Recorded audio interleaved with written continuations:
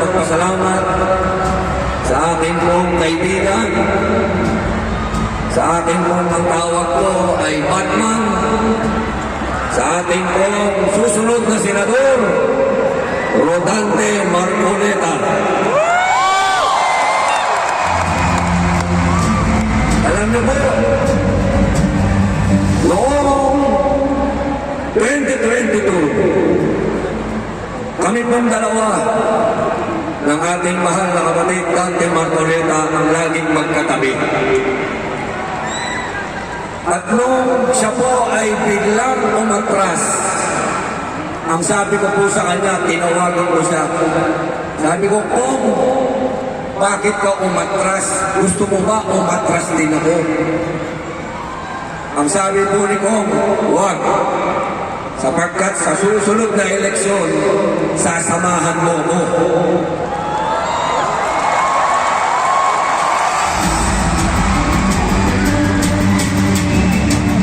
At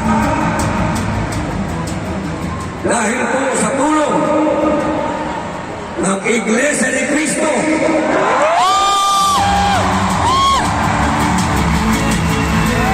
ang inyong lingkod ay naging number 1. Maraming salamat po sa inyong lahat. Ngayon po, dumating na po ang panahon para maging number 1 ay si Dante Marcoleta!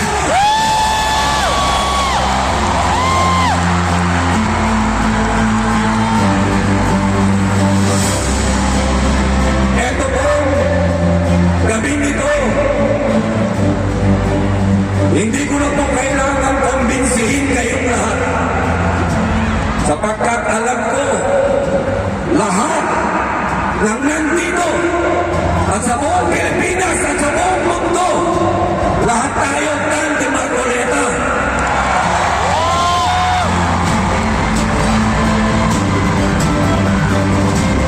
Ang nais ko po,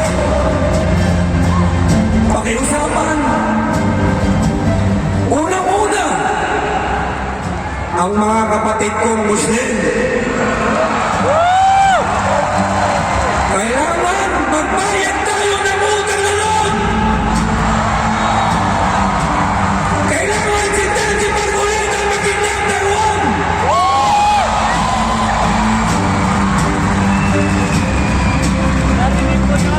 Sa tulong, mga kapatid kong Muslim na nanonood ngayon, kahit kailan hindi tayo nakalimutan ng Iglesia ni Cristo.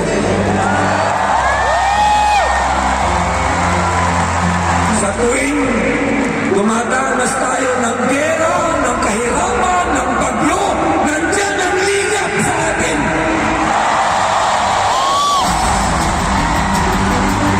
Hindi tayo kailanman iniwan ng Iglesia ni Cristo.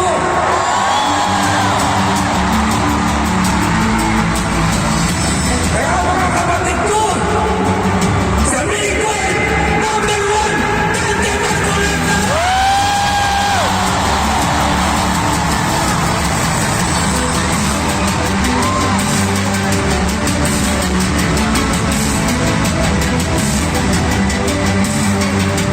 Ngayon po,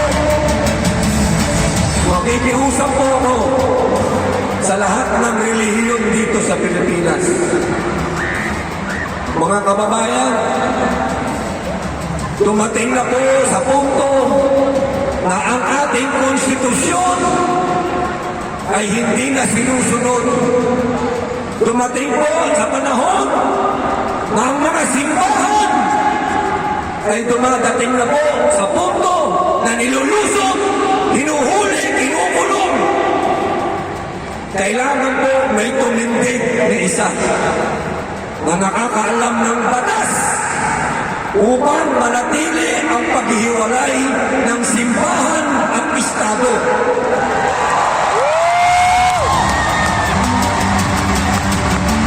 Wala bang iba kung hindi si Atty. Rodante Marcoleta!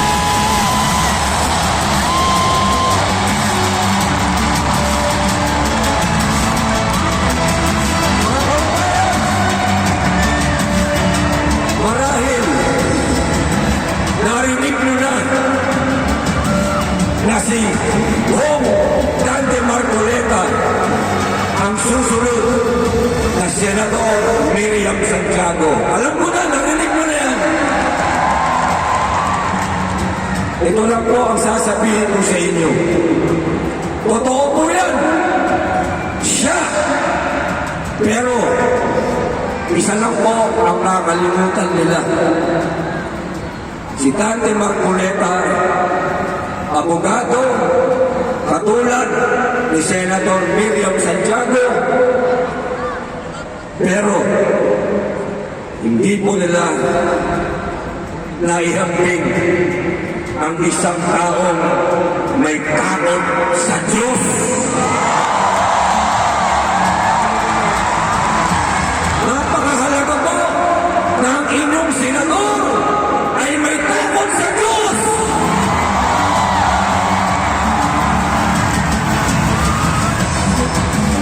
Mga kababayan, hindi ko na po pagkakahaba-habaan sa panahon po na nandun ako sa dahig. Isa po ako sa nauna ron.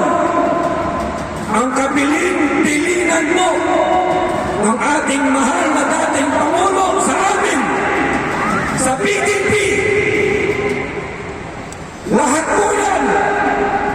Isa lamang sinasabi niya.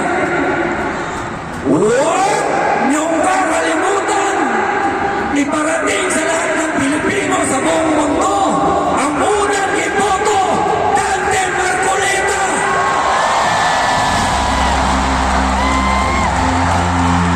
Wala po kasinungalingan yan.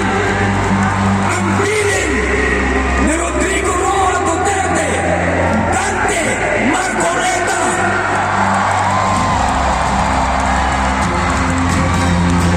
Kaya sana po,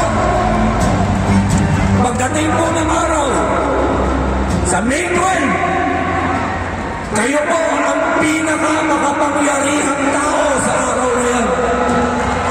Mas makapangyarihan pa kayo sa presidente, senador,